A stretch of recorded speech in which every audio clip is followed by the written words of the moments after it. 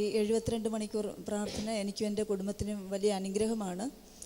July മാസത്തിലെ prayer മീറ്റിങ്ങിന് വന്നപ്പോൾ പറഞ്ഞു, നിൻ്റെ പാസ്പോർട്ടിന്മേൽ ഒരു ചലനം നടക്കുന്നു എന്ന് പറഞ്ഞു. അപ്പോൾ ഞങ്ങൾ ഉടനെ ഒരു യാത്രയൊന്നും പ്ലാൻ ചെയ്തിട്ടില്ലായിരുന്നു. പക്ഷേ ഇവിടുന്ന് കേട്ട ദൂതിൻ്റെ അടിസ്ഥാനത്തിൽ ഹസ്ബൻഡ് എന്നോട് പറഞ്ഞു. അപ്പം ഞാൻ പറഞ്ഞു, ഇവിടുന്ന് ഇങ്ങനെ പറഞ്ഞിട്ടുണ്ട്.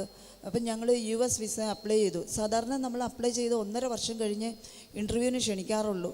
പക്ഷേ ഞാൻ കഴിഞ്ഞ മാസം ഇവിടെ വരുന്നത് ബയോമെട്രിക് കഴിഞ്ഞിട്ടാണ്. അത് ഞങ്ങൾക്ക് ചെന്നൈയിലായിരുന്നു. അത് കഴിഞ്ഞ് വീണ്ടും ഇവിടുന്ന് ആ മീറ്റിംഗ് കഴിഞ്ഞ മാസത്തെ മീറ്റിംഗ് കഴിഞ്ഞ് ഉടനെ പോയതും ഇൻ്റർവ്യൂ അറ്റൻഡ് ചെയ്യാൻ. അപ്പോൾ പാസ്റ്റർ പ്രാർത്ഥിച്ച് പറഞ്ഞു, അടുത്ത മാസം ഇവിടെ വന്ന് സിസ്റ്റർ സാക്ഷ്യം പറയുന്നു. പ്രാർത്ഥനയുടെ ഫലമായി ഞങ്ങൾക്ക് ഒരാഴ്ച കഴിഞ്ഞപ്പോൾ B1 B2 വിസ 10 വർഷത്തേക്കുള്ളത് സ്റ്റാമ്പ് ചെയ്തു. കാരണം US വിസ അത് അപ്ലൈ ചെയ്തിട്ടുണ്ടെങ്കിൽ അറിയാം, 70% റിജക്ഷൻ റേറ്റ് കൂടുതലാണ്. ഇപ്പം BFSലോ അവിടെ മറ്റു രാജ്യങ്ങളിലേക്ക് പോകുന്നതിൻ്റെ ആ ഇൻ്റർവ്യൂ പോലെയല്ല, നമുക്കൊരു ഫോൺ പോലും കൊണ്ടുപോകാൻ പറ്റും. ഭയങ്കര സ്ട്രിക്റ്റാണ് അവിടെ.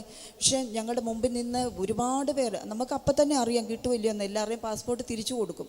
ഞങ്ങളുടെ മാത്രം സേഫ് ട്രാവൽസ് പറഞ്ഞ് അവിടെ പാസ്പോർട്ട് എടുത്ത് വെച്ചു. ഒരാഴ്ച കഴിഞ്ഞപ്പോൾ കൊറിയറിൽ ഞങ്ങൾക്ക് വിസ അടിച്ചു വന്നു. ഒത്തിരിയും പ്രാർത്ഥിച്ചതിന് ഒത്തിരിയും നന്ദി. ഒന്ന് കരം ഉയർത്തിപ്പിടിച്ചോണ്ടെന്ന് പറഞ്ഞാട്ടെ. കർത്താവേ, അങ്ങ് ചെയ്യുന്ന അത്ഭുതത്തിനായി നന്ദി. പ്രത്യേകിച്ച് ഹല്ലേലൂയ 2 ആഴ്ച കൊണ്ടൊക്കെ അത് കിട്ടുക എന്ന് പറയുന്നത് അത് ദൈവം ചെയ്തത് മാത്രമേ ഞങ്ങൾ വിശ്വസിക്കുന്നുള്ളൂ. ഒരുമിച്ചൊന്ന് കർത്താവിന് നന്ദി പറയുകയാണ്. കർത്താവിന് ചെയ്തതിനായി നന്ദി. കർത്താവെ, ഞങ്ങൾ ഒരുമിച്ച് സഹോദരിക്ക് വേണ്ടി പ്രാർത്ഥിക്കുന്നു. ഈ സാക്ഷ്യം പറഞ്ഞത് മാത്രമല്ല, ഇനിയൊരു വർദ്ധനവിൻ്റെ സാക്ഷ്യമായി, ഇനിയൊരു അനുഗ്രഹത്തിൻ്റെ സാക്ഷ്യമായി ഈ മകള് ഇതിനകത്ത് കടന്നു വരുന്നതിനായി സ്തോത്രം. ആമേൻ, ആമേൻ, ആമേൻ.